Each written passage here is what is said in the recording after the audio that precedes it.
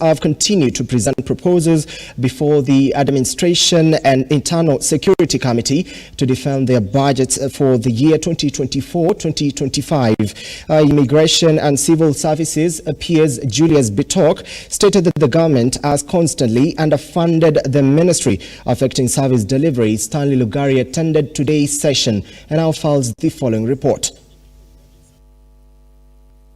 Immigration and Civil Services Principal Secretary Julius Bitok claims that the main challenge of the passport issuance process is as a result of government funding, with more than 800,000 Kenyans having applied and paid for the passports, despite only 80,000 booklets remaining at the moment.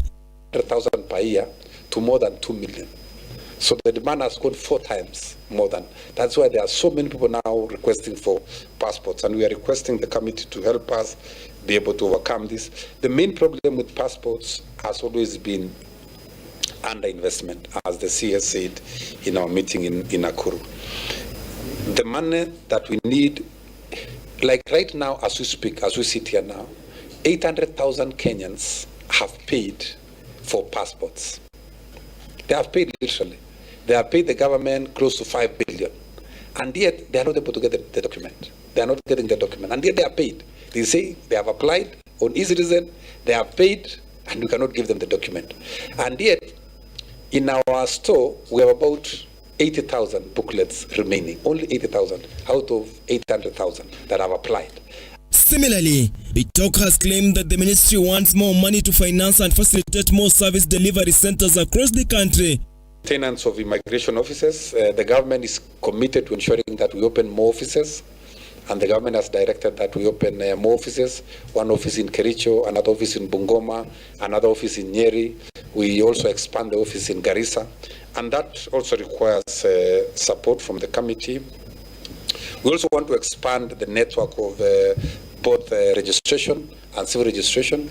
As you may be aware, our registration offices are not in all counties, so it's our considered opinion that we expand so that in every sub-county we have at least a national registration office and a civil registration office. We have Idris Dagota, Principal Secretary, Ministry of Cabinet Affairs, while appearing before the Administration and Internal Security Committee to consider the 2024 budget policy statements, among other government officers, including the Department of Immigration and Citizen Services, the Office of Prime Cabinet Secretary, the Office of the Affairs of Parliament, along with the Office of Performance Management and Delivery, has acknowledged before the committee that there are duplicated roles among 3 offices and claims that it is an issue that is being addressed.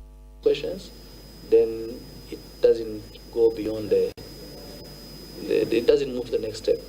We reject or we send it back for review. That is the procedure, and that is the link we have with her. At the same time, we also provide secretarial services during the cabinet committee meetings in conjunction with the office of Madam Wanjau.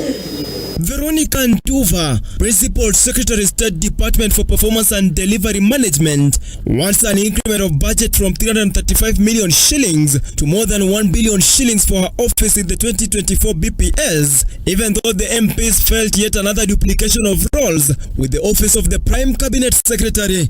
And performance. So under performance, our biggest weakness is we go out and evaluate. We need just vehicles for movement for my teams. My work is very field-based. There's no work that any of my offices does from the office. Stanley Lugaria, Look Up TV, Nairobi. Bar owners in Nakuru County vote to support